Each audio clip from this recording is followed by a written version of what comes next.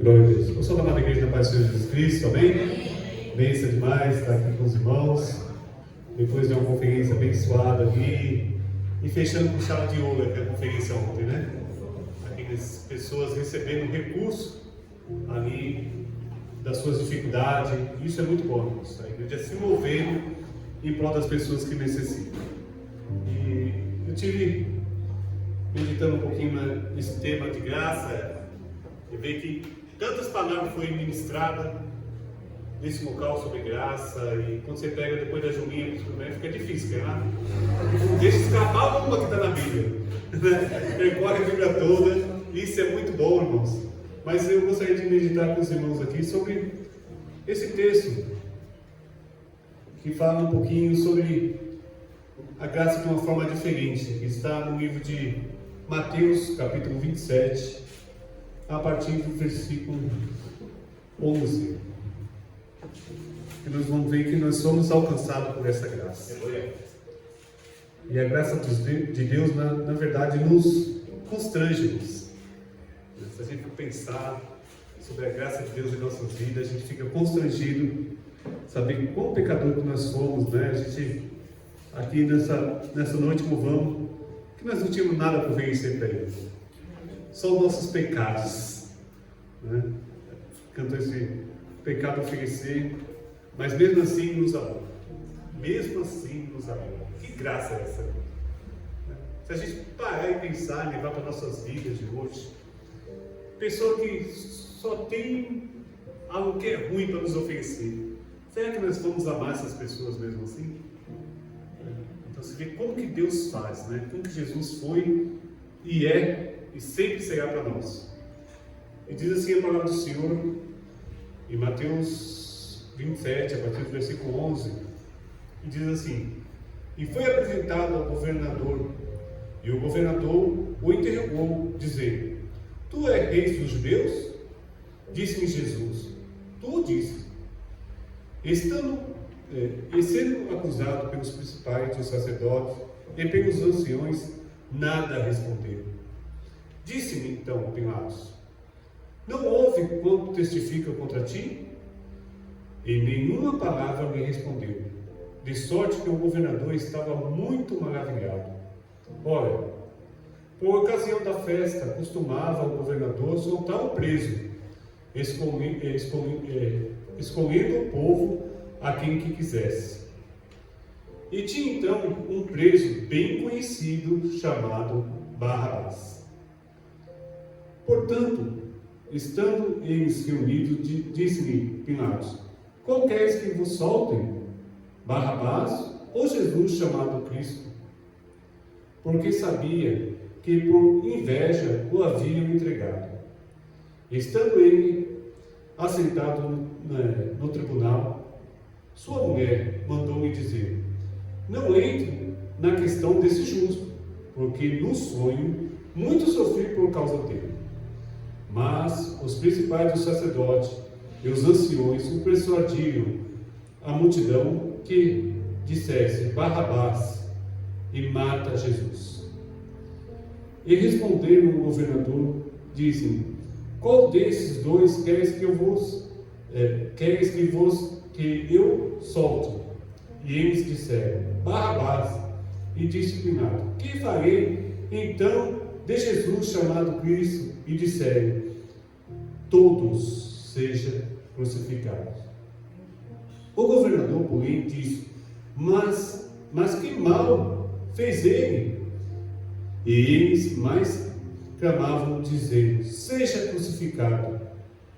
Então Pilatos, vendo que nada aproveitava, antes o tumulto crescia, tomando água, lavou as mãos diante da multidão, dizendo: estou inocente do sangue desse justo, considerai isso. Responderam todo o povo, disse: o seu sangue caia sobre nós e sobre os nossos filhos. Então soltou Barrabás, e tendo mandado açoitar a Jesus, entregou para ser crucificado. Senhor Deus e Pai, Deus Filho, Deus Santo, essa é a sua palavra. Deus, aqui tu nos fala, Senhor da glória, sobre a maldade do nosso coração. Meu Deus querido, Deus Santo, toma nossas vidas em suas mãos, abre o nosso entendimento, que nós venhamos compreender da sua graça, Senhor, nesta noite, Pai. Que nós venhamos, ó Pai, querido Pai amado, andar conforme o Senhor queria, a tua vontade, em nome de Jesus. Amém. Irmão, essa passagem é uma passagem bem conhecida e bem ministrada em nosso meio. Nos fala sobre a crucificação de Jesus. Jesus foi ali preso por inveja e pelos anciões, pelos sacerdotes, pelas pessoas a qual deveria, na verdade, o defender, deveria o seguir, mas essas pessoas foram as pessoas que sentiram inveja, foram as pessoas que sentiram o seu reinado ameaçado por Jesus. E essas pessoas ali entregaram Jesus a ser crucificado. Pilatos, o governador daquela época, ele sendo um homem romano, ele olhava para Jesus, nem o mal via. E ele sabia que aquele povo estava entregando Jesus por inveja. E eu fico olhando como é que essas coisas acontecem nos dias de hoje, irmãos. Quantos de nós também vamos ser perseguidos por inveja? As pessoas não vão entender o que Deus está fazendo em nossas vidas. Mas Jesus ficava calado, nem uma palavra falava. E a palavra nos diz que tinha então um preso. E esse preso não era qualquer preso. Se a gente for olhar à luz da palavra de Deus, a gente vai ver que quando Jesus foi crucificado, tinha mais dois presos do lado dele, Dimas e o outro, uma à direita e outra à esquerda. Então tinha mais preso naquela ocasião para ser crucificado. Mas Pilatos mandou chamar o mais perigoso que tinha, o que tinha mais fama, que se chamava Barrabás. E a tradução desse nome é muito importante para nós. Barrabás quer dizer filho do pai. Aí eu fiquei pensando, meu Deus do céu, que cara sortudo, né? No meio de vários presos, ele sendo o pior que tinha, mas o seu nome conta a sua história. Ainda que ele era um pecador, ainda que ele fosse uma pessoa aonde o pecado reinava em sua vida, ele tinha um pai. O seu nome já trazia essa característica, filho de um pai. E eu fiquei pensando nisso, que manda chamar esse homem. E na cabeça de Pilatos, eu creio que passou essa mensagem: eu vou chamar o pior, porque assim o povo vai mandar crucificar esse pior e vai soltar esse inocente. Vai liberar esse homem por uma inveja e está sendo entregue para ser crucificado. E assim fez, chamou Barrabás. Mas a palavra de Deus diz que os anciões, os sacerdotes, eles persuadiram o povo para escolher quem crucificasse Jesus e soltasse Barrabás. E no versículo 17 diz assim: portanto, estando eles reunidos, disse Pilatos: qual queres que vos solte? Barrabás ou a Jesus chamado Cristo? Irmãos, nas nossas vidas a gente sempre vai ter uma escolha. Uma escolha entre soltar o pior que está dentro de nós ou o melhor que está dentro de nós. O homem pecaminoso ou o homem justo. E a palavra de Deus diz aqui que esse povo escolheu a Barrabás e mandou a crucificar Jesus. E mandou matar o inocente. E Pilatos fica atormentado com isso. A sua mulher vem e fala para ele: eu tive um sonho com esse homem. Não entre na questão desse justo. Mas por ele ser governador daquela província, não tinha como ele acalmar aquela multidão se não desse o que a multidão pedisse. E ali ele pega a água, lava sua mão e faz uma declaração para aquele povo, dizendo que ele não tem culpa nenhuma sobre o sangue desse inocente. Mas o povo chama para si essa responsabilidade no versículo 25 diz assim: respondendo o povo disse: o seu sangue caia sobre nós e sobre os nossos filhos. Irmãos, tem coisa que o povo chama maldição para dentro da sua casa, chama maldição para dentro da sua família. E a palavra de Deus diz assim: então soltou, no versículo 26, Barrabás, e tendo mandado açoitar Jesus, o entregou para ser crucificado. O justo pagando um pecador. Porque Barrabás não tinha também, como foi cantado nessa noite aqui, não tinha nada para oferecer se não fosse os seus pecados. Mas mesmo assim, ele amou. Mesmo assim, Jesus amou a Barrabás. Jesus entregou a sua vida no lugar do pecador. Isso simboliza as nossas vidas. Nós não tínhamos nada a oferecer a Jesus. E não temos nada a oferecer a Jesus. Mas mesmo assim, Ele nos amou. Mesmo assim, Ele entregou a sua vida por nós. Isso é graça de Deus. Isso nos revela que a graça nos alcançou, mesmo nós não merecemos, mesmo nós não percebemos. Que às vezes nós entramos numa igreja porque nós estamos numa situação complicada, ou porque alguém nos convidou, e às vezes nós levantamos a mão porque ficamos constrangidos, todo mundo aceitou Jesus, eu não. E às vezes nós começamos a caminhar com Cristo, sem nem saber, nem conhecer quem Cristo é. Barrabás também não sabia nada disso, e ganhou vida através de Jesus. Jesus foi morto no lugar de Barrabás.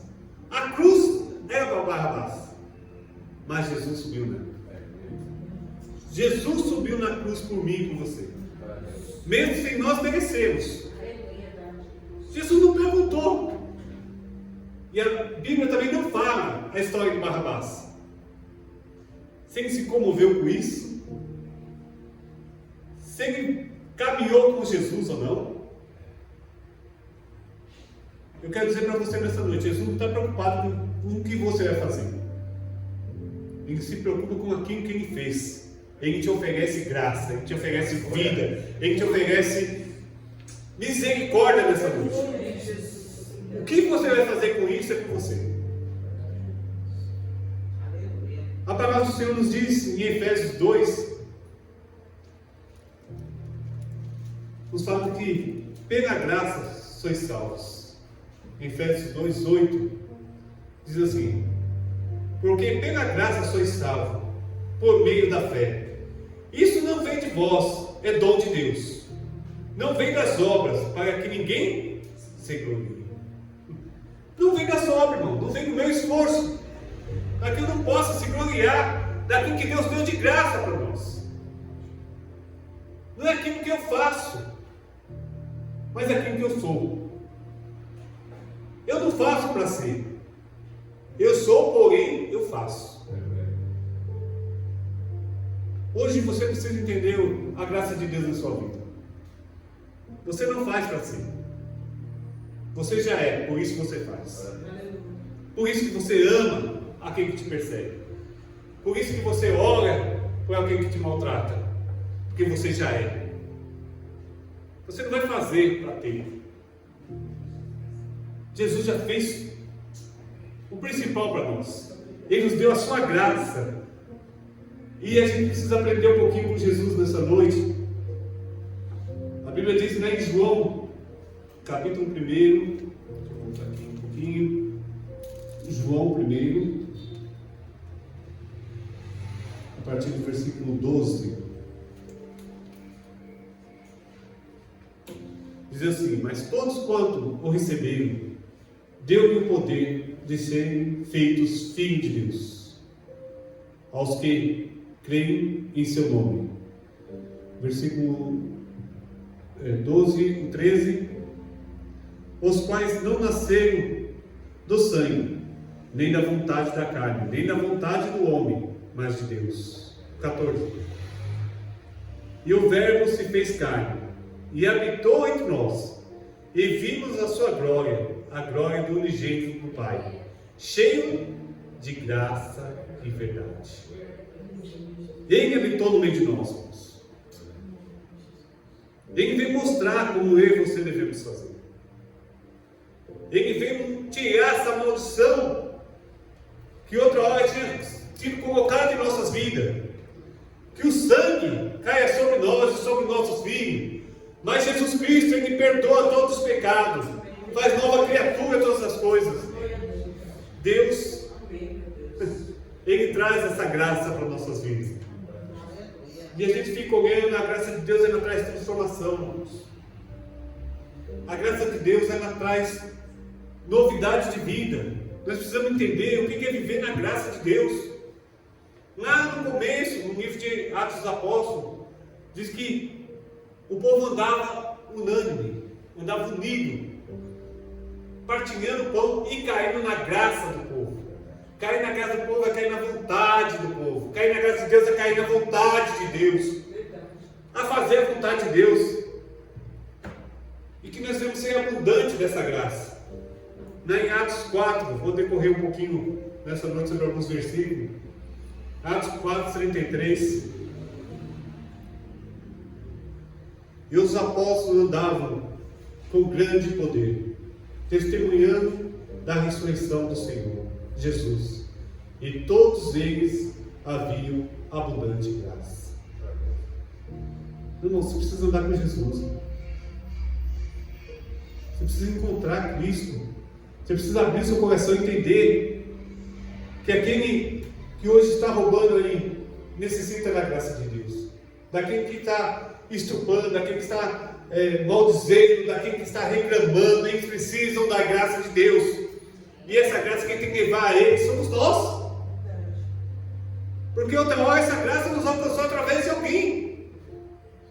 E nós precisamos entender isso e andarmos com Cristo. Porque a palavra de Deus diz em Romanos também que aonde abundou o pecado, superabundou a graça de Deus. Talvez Barrabás, irmãos, foi um evangelista. Porque onde abundou o pecado, superabundou a graça de Deus. Para quem não merecia, irmãos. Porque eu também não merecia. Eu também sou necessitado dessa graça. E a palavra de Deus nos fala sobre muitos versículos sobre a graça de Deus. Mas Jesus, irmãos, Ele vem trazer para nós esse favor não merecido. Então a gente tem que parar de ficar julgando mérito e olhar as pessoas segundo a misericórdia de Deus, segundo a graça de Deus. Esse povo, irmãos, eles começaram a olhar a sua religião, que Jesus veio afrontar a sua religião e condenou o inocente. Mas na condenação desse inocente, a palavra de Deus diz: eu vim para os meus, mas os meus não me receberam. Mas todos aqueles enquanto me receberam, me foi dado o poder de ser chamado filho de Deus. Hoje você tem um pai. Hoje você tem um pai que cuida de você. Hoje você tem um pai que zela pela sua vida. Porque hoje você é chamado de filho de Deus. Antes nós éramos chamados de filho da perdição, inimigos de Deus. Mas é a graça dele que nos alcançou, irmão. Isso é a graça de Deus, irmão. Fazer as coisas com vontade, entendendo o propósito que Deus tem em nossas vidas. Na verdade, a gente fica brigando com nós mesmos. Nós não entendemos a graça de Deus em nossas vidas. Aí nós começamos a pôr preço nas coisas. Que me custa eu ir olhar na casa de Orlando? Que me custa eu ajudar um irmão necessitado? Eu ofertar na vida de alguém? Nós colocamos um preço naquilo que nós recebemos de graça, naquilo que nos alcançou, mesmo que nós merecemos. E a palavra do Senhor nos fala que Jesus cumpriu o propósito dele. E não foi fácil. A palavra do Senhor nos diz que no Getsemane, Jesus, Senhor, se possível de mim, passa esse cálice. Mas contudo seja feita a sua vontade. E ele necessitou da graça, irmãos, para passar por essa humilhação que passou. Para ser condenado, ser cuspido, ser esbofeteado, ser crucificado. Para que hoje eu e você fôssemos alcançados por essa graça. Alcançado pela graça de Deus. E que nós devemos também fazer isso pelos nossos irmãos. Levar essa graça adiante. Buscar em Deus. A Bíblia diz em 1 Pedro 4,10. Ô Isa, desculpa. 1 Pedro 4,10. Eu não sou acostumado a falar muito versículo.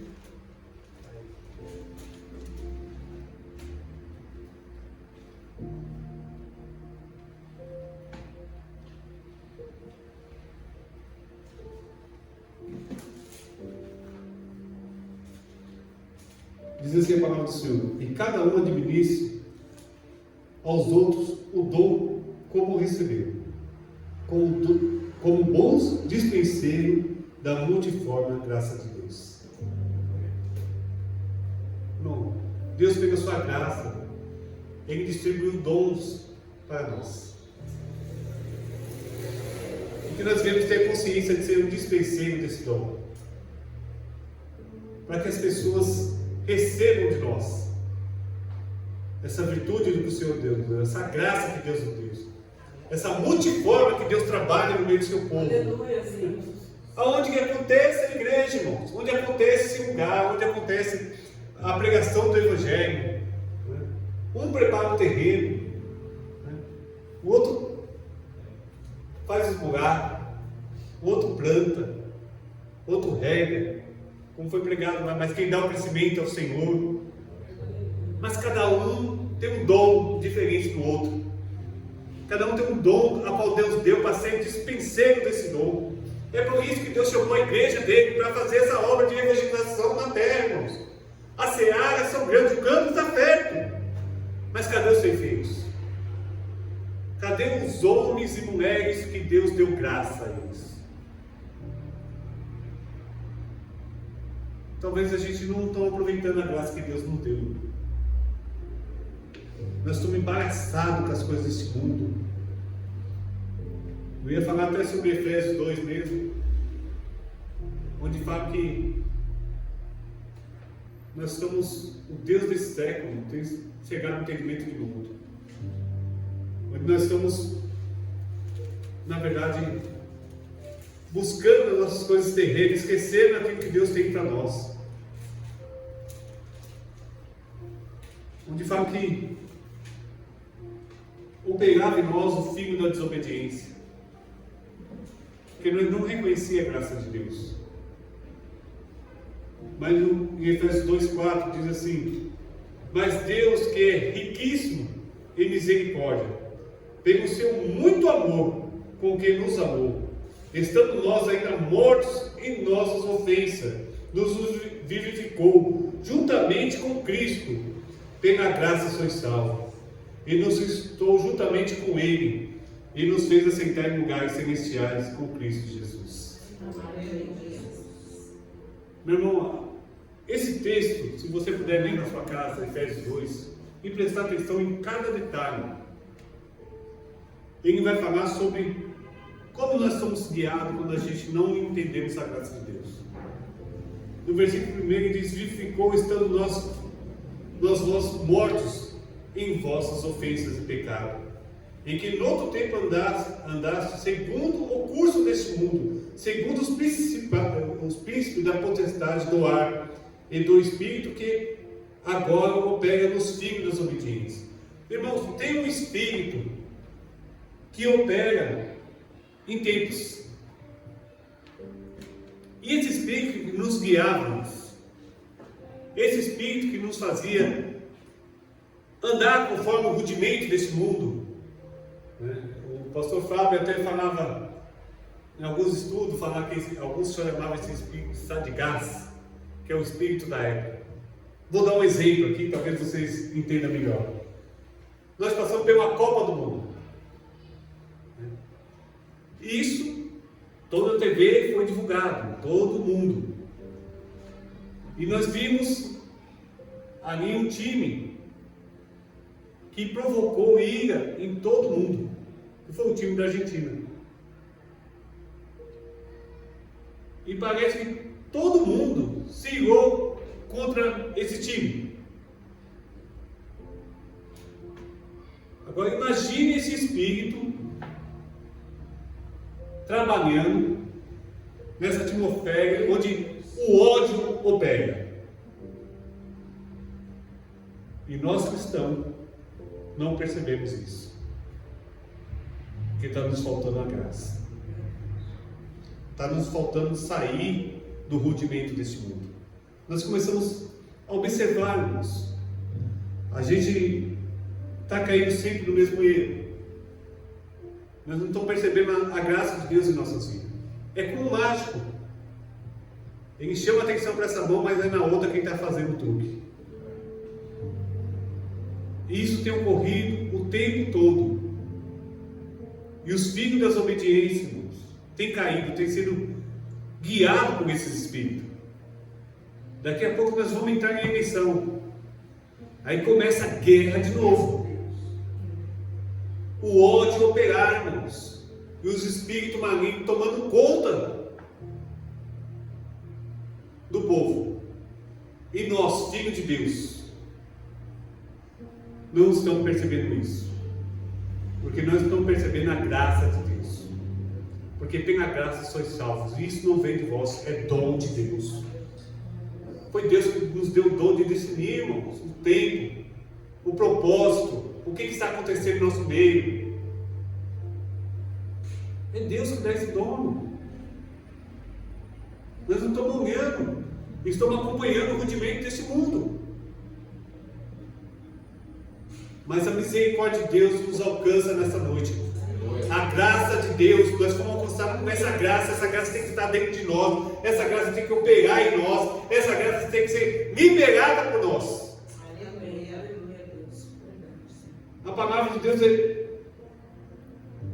nos diz que nós precisamos crescer na graça e no conhecimento. E a gente perde tanto tempo com tantas coisas, esquecemos de querer conhecer e ser cheio da graça. Jesus foi orar, irmãos, antes de passar por isso, ele estava no Getsêmani, orando. E encontrou graça de passar por tudo isso, de morrer no lugar do salteador, de perdoar o maior pecador, de levar sobre si todas as nossas transgressões, todo o nosso pecado sobre a cruz do Calvário, porque eu e você precisamos ser alcançados pela graça. Pela graça sois salvos. Não é um merecimento do mundo. Não é porque você veio da igreja. Não é porque você se intitula evangélico. Mas pela graça de Deus. Pelo Cordeiro de Deus foi morto no meio do seu lugar. Nós não tínhamos nada para oferecer para Ele. Só o nosso pecado. Mas mesmo assim Ele nos amou. Isso é graça de Deus. Isso não vem de nós, é dom de Deus. É uma graça imerecível. Mas Ele nos dá essa graça. Agora, o que nós vamos fazer com essa graça? Ele dá para todos nós. O que você tem feito com essa graça? Você tem recebido essa graça de Deus? Tem multiplicado essa graça? Tem mostrado essa graça para as outras pessoas? Ou talvez você só quer se livrar de uma morte?